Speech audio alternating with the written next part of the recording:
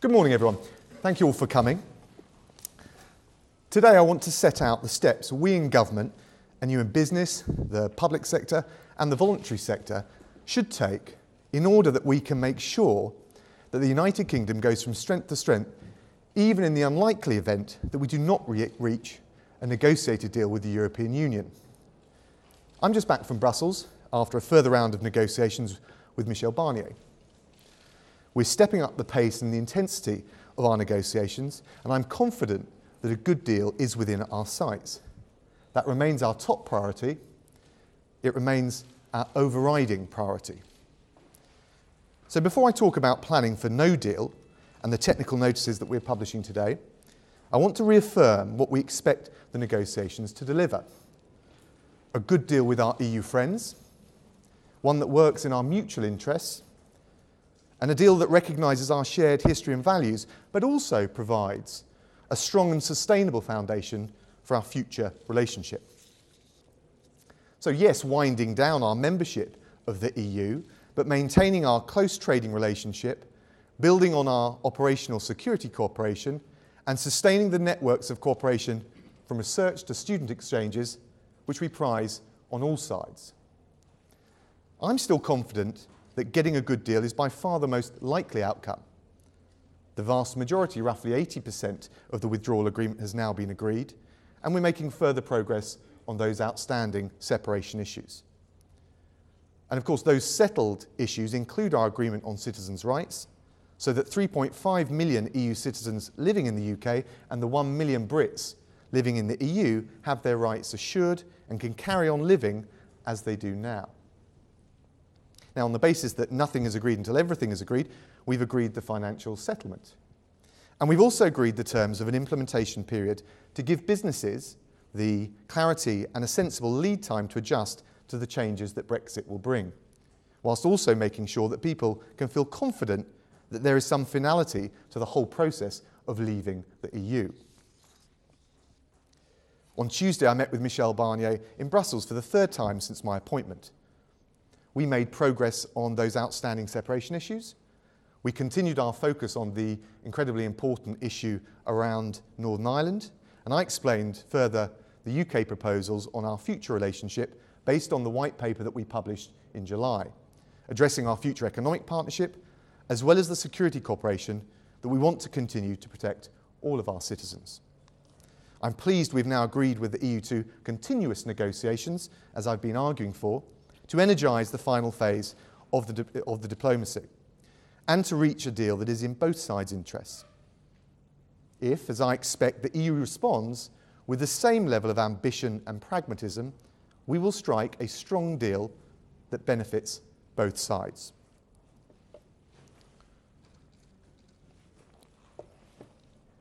And at the same time, naturally, we've got to consider the alternative possibility, that the EU doesn't match our ambition and pragmatism, that we do not reach a deal.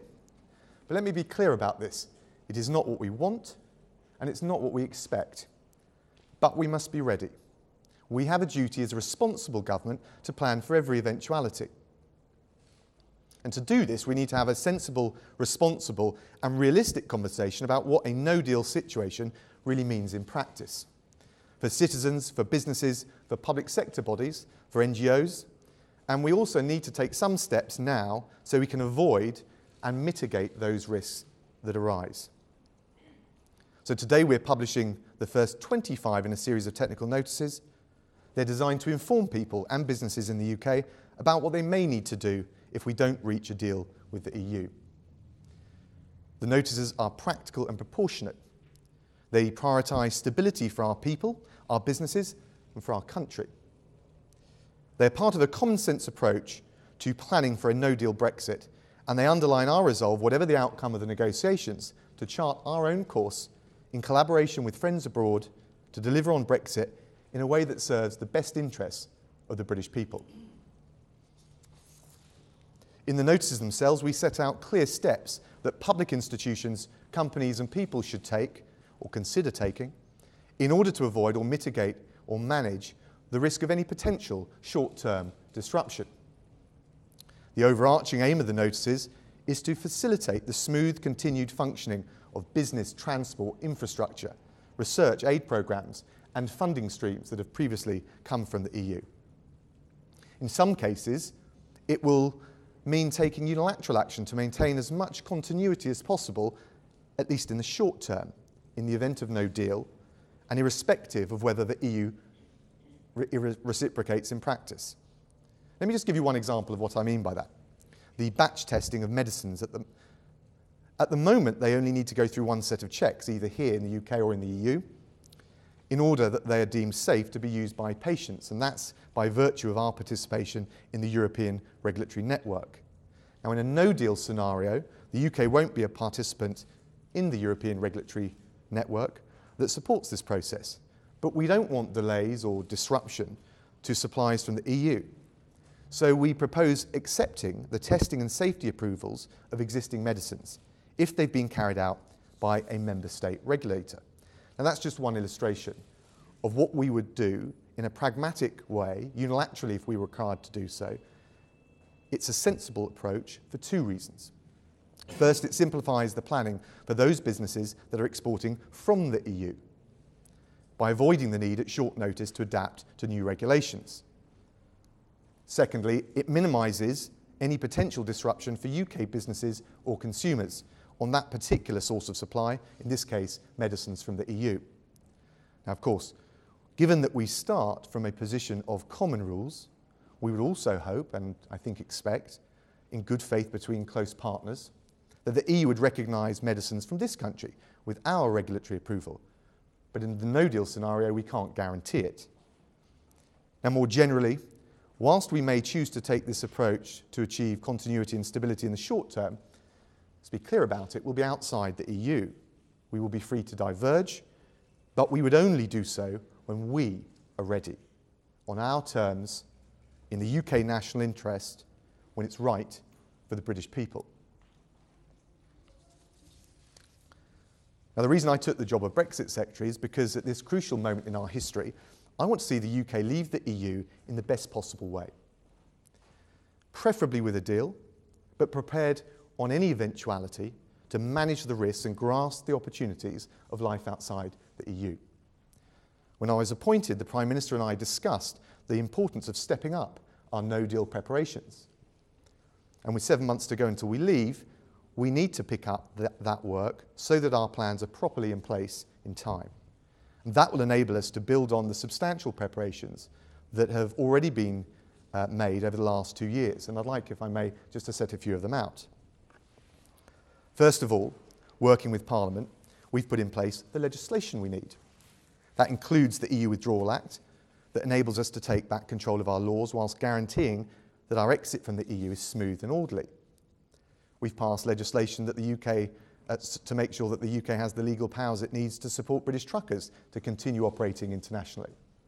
And we've enacted the Nuclear Safeguards Act to provide a new regime for safeguarding our nuclear materials, which will come into effect when we leave Euratom. Now, over the coming months, we're going to continue to put those legislative building blocks in place. So that's the first thing, the legislative framework. The second thing we're doing is recruiting the extra staff we need, cross-government, making sure departments have the right people with the right skills to deliver a smooth transition. There are more than 7,000 people working on Brexit. There is funding for an extra 9,000 staff to be recruited into the civil service, enabling us to accelerate government preparations as and when we need to. And obviously, just as important as that, in relation to frontline services such as the UK's border force, we are currently recruiting an extra 300 staff in time for our exit, with plans in the pipeline to recruit 1,000 more staff so they're ready to deal with any increase in work. So the legislation and the staff. Thirdly, we're bolstering our institutional capacity. For example, the Competitions and Markets Authority will take on an additional role as the UK state aid regulator, while the Information Commissioner's Office will support businesses with the new data arrangements that we would put in place after exit. Fourth, beyond those domestic preparations, we're making sure we're in the best position to continue key international agreements that are currently linked to our membership of the EU. For instance, we signed a new nuclear safeguarding agreement with the International Atomic Energy Agency, and we struck a bilateral nuclear cooperation agreement with the US. Fifth, all of this requires money, which is why the Chancellor committed a further £3 billion in the budget on top of the £700 million already allocated for planning and preparations. So, our laws will be on the statute book, the staff will be in place, the teams will be in post, and our institutions will be ready for Brexit, deal or no deal. So today's technical notices take this work forward to the next stage. This is the first batch in a series, and we'll be publishing more technical notices over the coming weeks. The ones out today will explain how the UK would mitigate the consequences of a no-deal scenario in a range of ways. So, for instance, supporting businesses at the border.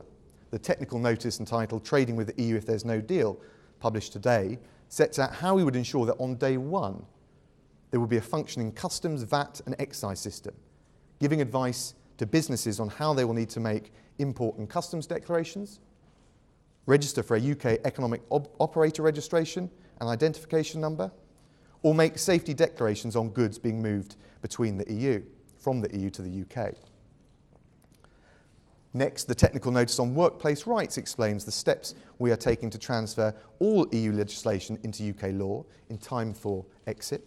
So workers will continue to be entitled to the rights they have now, such as flexible working or parental leave. In many areas, we already go much further than the EU. Other technical notices published today will address healthcare, including ensuring blood products are safe if we leave the EU without a deal, and making sure that we can continue to import blood supplies from the EU, even though, in truth, we are relatively self-sufficient in this regard. Now, when it comes to scientific research and cooperation, we're acting to protect UK institutions and businesses. So we set out how we will underwrite all successful Horizon 2020 bids from UK organisations in the no-deal scenario to make sure that the UK retains its status as a global leader in scientific research. Now, amidst all of the technical detail, we understand that real livelihoods are at stake here. So, for example, we're making sure our farmers get the funds that they've applied for, with the Treasury guaranteeing applications made through the EU's Common Agricultural Policy up until 2020. And yes, British higher education institutions should carry on bidding for funding through Erasmus+, because, as we set out today, the government will underwrite successful bids until the end of 2020, helping young people from this country to continue to enjoy the educational opportunities and the rich tapestry of cultural life right across Europe. So too for our trailblazing NGOs fighting global poverty. We've guaranteed their funding from successful bids from the European Civil Protection and Humanitarian Aid Operations. So these technical notices and the ones that will follow shortly are a sensible, measured and proportionate approach to minimising the impact of no deal on British firms, citizens, charities and public bodies. They will provide information and guidance, and after some of the misinformation that's been put about lately, some reassurance. Take just one example of that, the suggestion that a no-deal Brexit could spark a sandwich famine in the UK, or that we've asked the army to deliver food supplies. In reality, our food and drink supply is diverse. In 2016, DEFRA food statistics show the UK supplied half of the food that we consume here at home. 30% did come from the EU, 20% from the rest of the world. Who is credibly suggesting in a no-deal scenario that the EU would not want to continue to sell food to UK consumers? In any event, we've set out practical measures to mitigate any risk of disruption to supply through the recognition of EU food standards, our pursuit of equivalency arrangements on food regulation with the EU and indeed with non-EU countries, and through our support for our farmers at home in terms of the financial funding streams. So let me assure you that, contrary to one of the wilder claims, you will still be able to enjoy a BLT after Brexit, and there are no plans to deploy the army to maintain food supplies. I think it's also worth saying that most of the worst-case scenarios being bandied around imply that the EU would resist all and any mutual cooperation with the UK. In reality, I find it very difficult to imagine that our EU partners would not want to cooperate with us, even in that scenario, in key areas like this, given the obvious mutual benefits involved. At the same time, in the unlikely and I think regrettable event of no deal, a balanced appraisal should recognise that there would also be some countervailing opportunities. The immediate recovery of full legislative and regulatory control, including over immigration policy. The unfettered ability to lower tariffs to bring into effect new free trade deals that we negotiate straight away. And mindful of our strict legal obligations, a swifter end to our financial contributions to the EU. So while we're striving for the best outcome and a good deal from these negotiations, we stand ready to deliver Brexit for the British people if there is no deal, by managing and mitigating the risks, by rising to the challenges, and by seizing the opportunities that lie ahead. Now, I think in reality many of the no-deal challenges will affect the EU in similar or the same ways. For our part, if the negotiations fail, we would continue to behave as a responsible European neighbour, partner and ally. And that would extend to the necessary engagement with our EU friends when it comes to no-deal planning. And I think there are already some positive examples of this taking place. If you take the dialogue that is already ongoing between the Bank of England and the European Central Bank, it's a sensible illustration of EU institutions working with British ones to manage shared risks for the good of everyone. The technical working group that was set up in April will facilitate discussion of risk management in financial services to provide further confidence in the financial services industry as we leave the EU. There are other areas where such engagement needs to take place, whether between the UK and the EU on data protection, or between the UK and the EU member states, for example, between port authorities. That's the responsible thing for us to do on all sides. We're raising this issue with the EU to impress upon them our joint responsibility to work together to minimise any harm to UK and European citizens and businesses. Those lives, those livelihoods on both sides should be put ahead of any narrow political interests. Equally, that I hope that such engagement on no deal, necessary as it now is, will be rendered redundant by the successful outcome from our negotiations. And I'll be returning to Brussels next week with that in mind, even as we continue to work on our no deal planning. So my message to all of you today is a pragmatic one. Please take note of the practical information that we're providing. Please do stay engaged with us on the detail in the coming months and weeks. And review your own contingency plans. That way, as we prepare for our departure from the EU, and as we strain every sinew to deliver a new, deep and special partnership with our European friends, we will be ready in case those efforts are not matched, both to manage down the risks, but also to grasp the opportunities that Brexit will present. And in doing that, I'm confident that this country's best days lie ahead. Thank you all very much.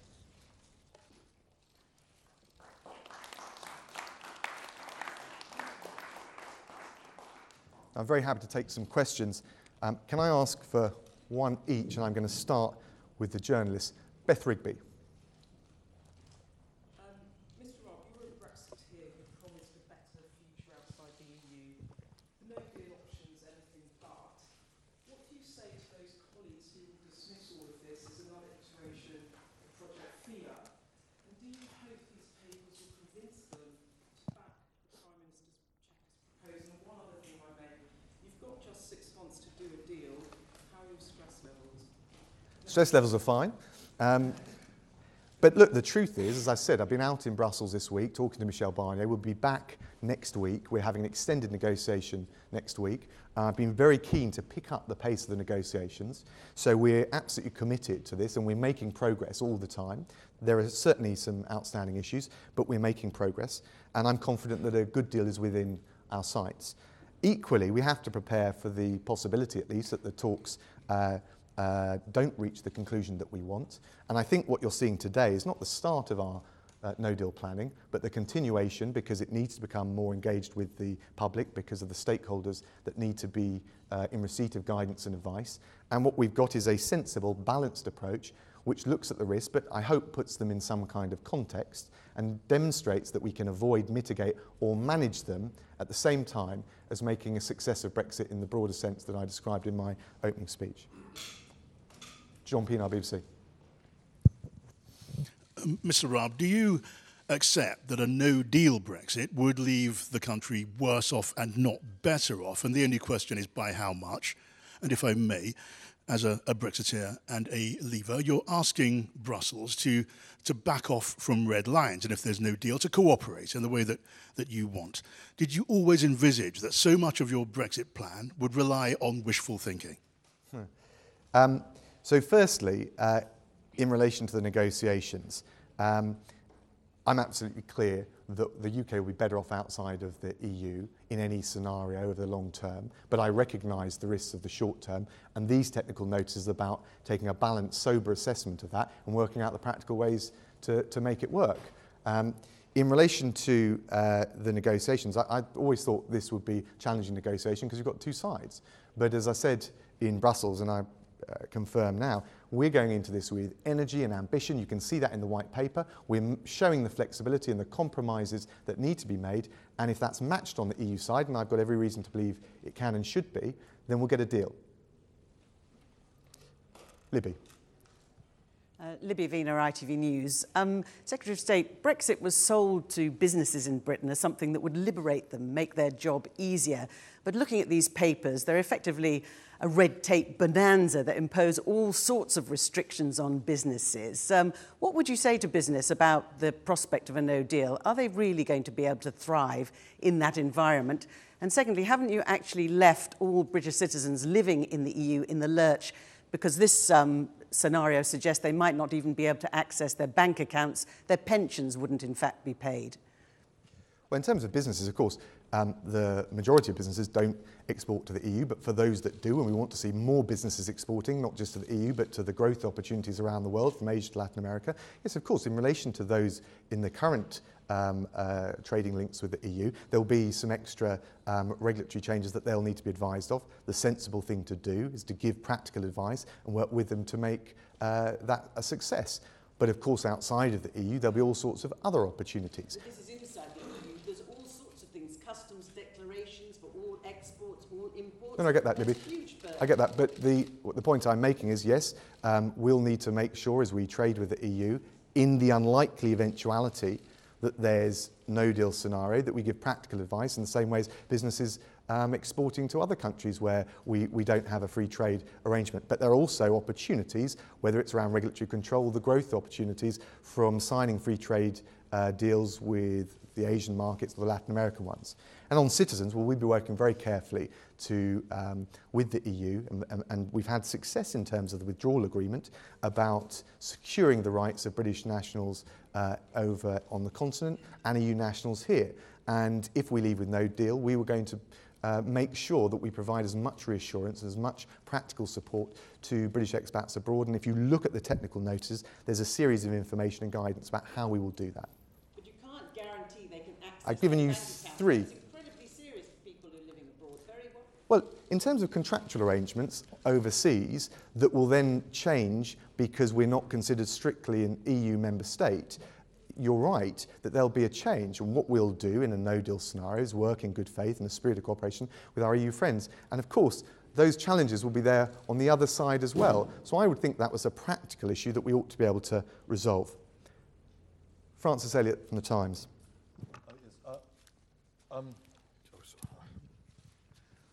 Sorry, by when do you commit to publishing all 84 technical notices? And isn't your message to land traders across the Northern Irish border, ask the Irish government, is that really fair? And finally... I didn't hear the second one, sorry. Sorry. Your message to people trading over the Northern Irish border seems to be, ask the Irish government, is that really fair? And thirdly, to whom do you want to talk, to whom on the European side should be more responsible in this? I mean, the European Commission aren't mandated to discuss no-deal planning, so who should be responsible? Are you talking about the Commission or...? Well, in terms of the technical notices, we're publishing 25 today. That's roughly, broadly, more or less, a third of the total number, and we'll do them in a series, and I would expect them to be out over the coming weeks and certainly by the end of September.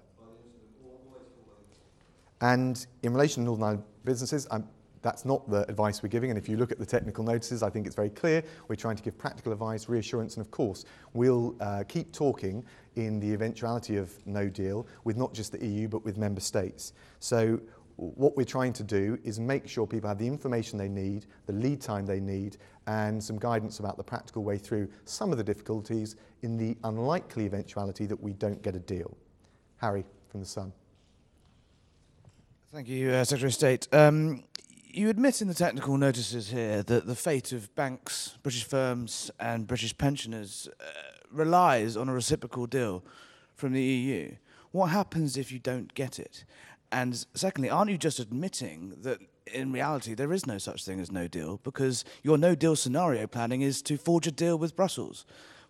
It doesn't make any sense. That's not quite right, because of course some of the arrangements we might make wouldn't necessarily be legal arrangements, or they may be with member states, or they could be with regions of a particular country or their institutions directly.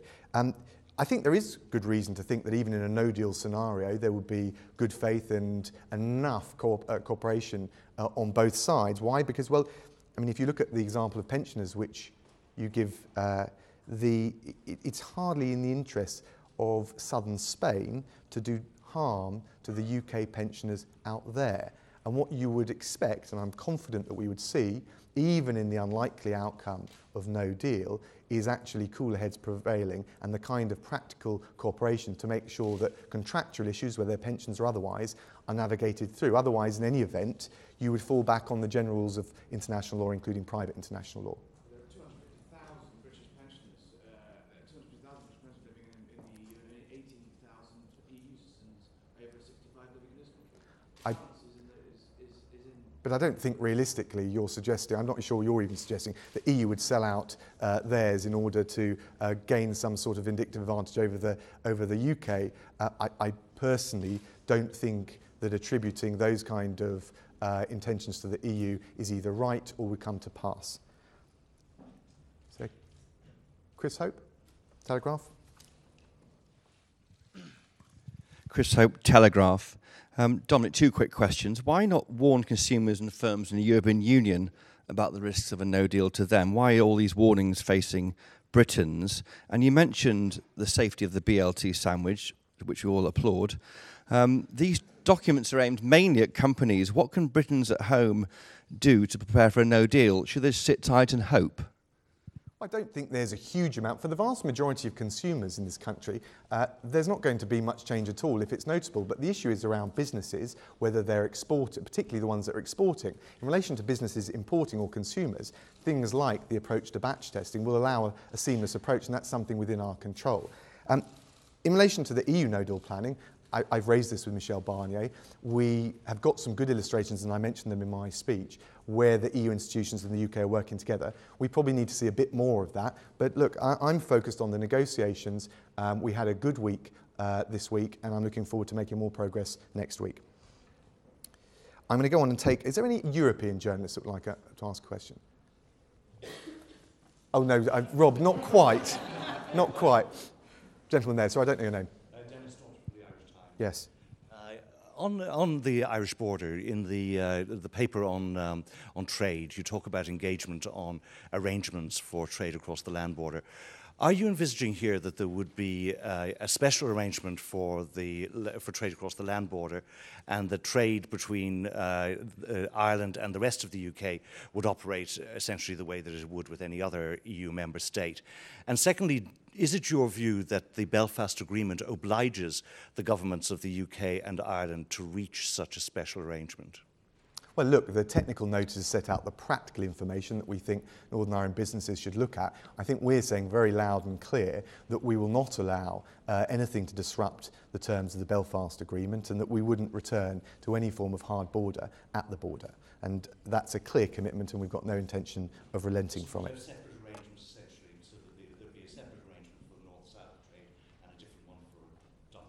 Well, I'm not quite sure what that would look like, so I'm not going to hypothetically either rule it in or out. Is there anyone else from the European Press Corps? Gentleman there. Eric Albert from Le Monde, from France. Aren't those papers 2 years late? For instance, you take medicines, testing of medicines. A firm like AstraZeneca is already starting duplicating the testing facilities in Sweden and here because, well, those papers were not published. There was no reassurance. Same thing for EU citizens. It's a big gap here. Isn't it just coming way too late to hope good faith on the other side? I think actually if you look at pharmaceutical companies since the referendum, there's been a number of examples of further investment put into the UK. So I don't think the position is quite as dire as you suggested. But let's also bear in mind that in relation to the maintaining a supply of, say, 6 weeks worth of medicines, which is one of the piece of advice that we've put out today. Bear in mind, the government already works with pharmaceutical companies to ensure we've got 3 months' worth of buffer stock for over 200 medicines through the Emergency Medicines Buffer Stock Scheme. We're used to having some disruption in relation to supply, whether it's because of issues on the EU side, not political ones, but for example, industrial action at the border. This may well be, in the worst case scenario, a different scale, which is why we're taking these further practical measures to make sure that we see continuity of supply. Yes, but the question was, it's too late to bring those kind of papers. I don't think it is at all, and in fact, the timing of the technical notices, building on the 2 years' worth of work that we've already done, and which I hope I set out clearly in my speech, is precisely in order to give those affected, the stakeholders affected, the lead time that they need. I'm going to take, I'll take one more from the gentleman here. Vincent McAviney from Euronews.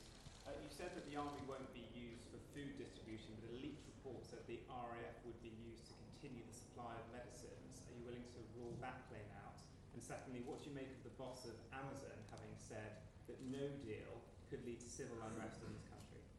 So on the first one, look, there's no suggestion of bringing in the military that would be necessary, and the technical notices set out the practical proposals that we've got, so you can see for yourself what we are actually doing. I heard the comment from Amazon. It was at the Chevening Away Day that we organised to engage with businesses, but I only heard about it in the press. It wasn't mentioned, he didn't mention it to me, and I don't know anyone that was there that heard that remark. All I can say is, frankly, it's not credible. Now, I'm going to take, if I may, some questions from stakeholders. So are there any stakeholders here from any of the business groups or sectoral groups who would like to ask a question? Is Marta Krajewski, Energy UK? So one question would be, actually, when do you think we'll move from planning for contingency to actually triggering those contingency planning, and what would be the government's communication around that? I couldn't stress more that a no-deal scenario will have disastrous consequences for the energy sector, and we very much hope that a deal with Brussels will be achieved. Well, I share your ambition. In terms of the technical notices, as I said, there'll be a whole series following on from this batch. I suspect this batch is roughly a third. In terms of the precise point at which no deal would become a clear and unavoidable fact, that will depend on the negotiations and indeed the relevant votes in Parliament. Is this CBI? If you don't want to, it's fine. Thank you. John Foster from the CBI. Secretary of State, I think the priority for CBI members across the country would be securing the withdrawal agreement to unlock the value of that jobs first transition. I think businesses will welcome some of the additional clarity that they have from these notices. But for many businesses, particularly smaller businesses, there will be questions still left unanswered. In your comments at the end, you urged business to continue to engage with government. Quite a practical question. How best should small businesses do that? Well, thank you for the question and the recognition of the progress that we've made. I think for a lot of small businesses, they won't see any change because of the proportion that wouldn't export to the EU. But as I said, we want more to do so, whether it's with the EU or the other global markets. And in the technical notices, we set out some of the practical information that they'll need, the guidance they'll need, and we'll continue to engage with them directly, but also through the business groups, including the CBI. Anyone else? Gentleman there. Mike Thompson from the pharmaceutical industry. Secretary of State, first of all, thank you very much indeed for the announcements today. Obviously, the announcement on batch tests releasing is really important to our members, and my members will be delighted about that. And that will be an important step in securing medicines for patients in the UK. And like you, I very much hope now the EU will reciprocate so that that same step can be taken for European patients. Also, like you, we hope that no deal won't be the outcome, and I just wonder whether you can confirm that your department will continue to be pressing for a medicines cooperation as the outcome of the negotiations as outlined by the Prime Minister in the Mansion House speech. Yes, well, thank you for that. And of course, what we're talking about with the batch testing is the unilateral measures that we would take in the unlikely eventuality of no deal, and if there was no cooperation on the EU side, but we would be cooperating with the EU. And of course, as a part of our negotiations as a whole, we are pursuing the associate membership of the European Medicines Agency that the Prime Minister referred to, and we will keep that up, and we, as part of the negotiations, focus on that as well as those other areas, whether it's on trade or on security, where we want those strong links to continue and indeed go from strength to strength. Thank you very much. Thank you very much.